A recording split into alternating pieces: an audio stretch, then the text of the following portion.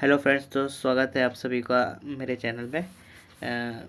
BPSC और PCS के लिए ये हेल्पफुल हो जाएंगे, अदर स्टेट का भी और यूपीएससी के लिए भी। ये पीटी 365 से मैंने टॉपिक उठाया और ये जो टॉपिक है आज ये पॉलिटी का टॉपिक है और टॉपिक का नाम है नो कॉन्फिडेंस मोशन, अविश्वास प्रस्ताव।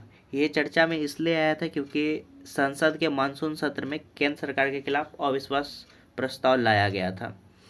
तो हम लोग देख लेते हैं कि अविश्वास प्रस्ताव है क्या। तो जो अविश्वास प्रस्ताव होता है यह एक विधायी प्रस्ताव है। इसे केवल लोकसभा में ही पेश किया जाता है और इसका संविधान में कोई भी उल्लेख नहीं है और ये जो है विपक्ष सरकार के बहुमत और शासन करने की क्षमता को चुनौती दे सकता है। और चलिए देखते हैं कि नो कॉन्फिडेंस मोशन क्या है और ये किस आर्टिकल के अंतर्गत आता है।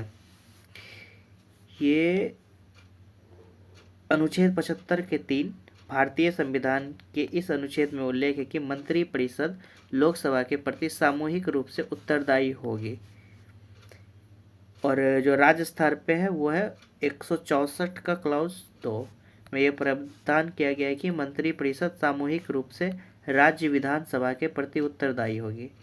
लोकसभा के प्रक्रिया एवं कार्य संचालन नियमों के नियम 198 में मंत्रिपरिषद में अविश्वास प्रस्ताव के संबंध में प्रावधान किए गए हैं। तो आप इसे याद रखिएगा। इसका जो की पॉइंट है ये याद रखिएगा, ये केवल लोकसभा में पेश किया जाता है और संविधान में कोई उल्लेख नहीं है इसका, ठीक है।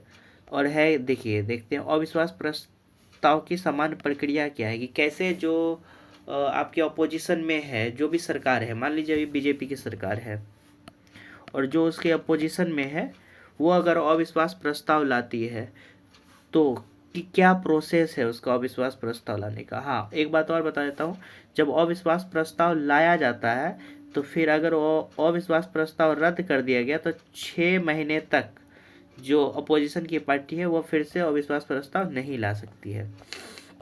तो देखिए कि क्या प्रोसेस है।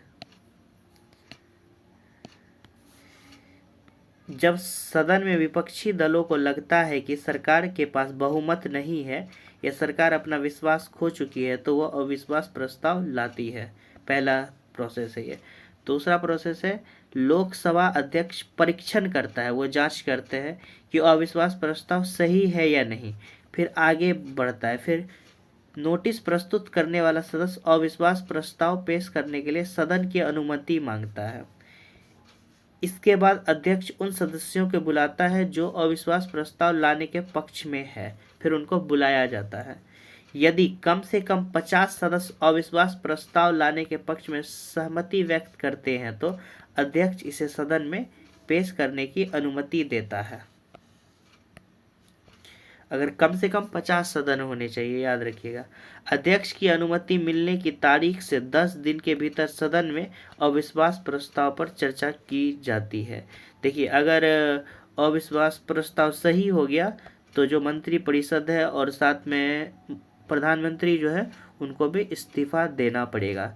तो यही है नो कॉन्फिडेंस मोशन और नॉर्मली क्वेश्चन इसी से बनेंगे, इससे बाहर कुछ नहीं हो सकता है। अगर नो कॉन्फिडेंस मोशन से क्वेश्चन बनेंगे तो ये आपको पीसीएस में भी हेल्प करेगा और आपको यूपीएससी में भी हेल्प करेगा 100%। और इससे अविश्वास प्रस्ताव से इससे बाहर कोई भी क्वेश्चन नहीं जाएगा। नॉर्मली आपसे स्टेटमेंट वाइज पूछ देता है कि यह केवल लोकसभा में पेश किया जाता है और संविधान में कोई उल्लेख है ये या नहीं, या लिख दिया जाता है कि इसका संविधान में उल्लेख है। इसी तरीके से क्वेश्चन बनते हैं। तो thank you for watching my video और अगर आपको अच्छा लगे तो सब्सक्राइब कर दीजिएगा। मैं ऐसा ही पीटी 365 से टॉपिक उठा के लाऊंगा, मतलब वहाँ से ला के आपको समझा दिया करूँगा जो आपके एग्ज़ाम के पॉइंट ऑफ व्यू से आपको हेल्पफुल हो जाएगा।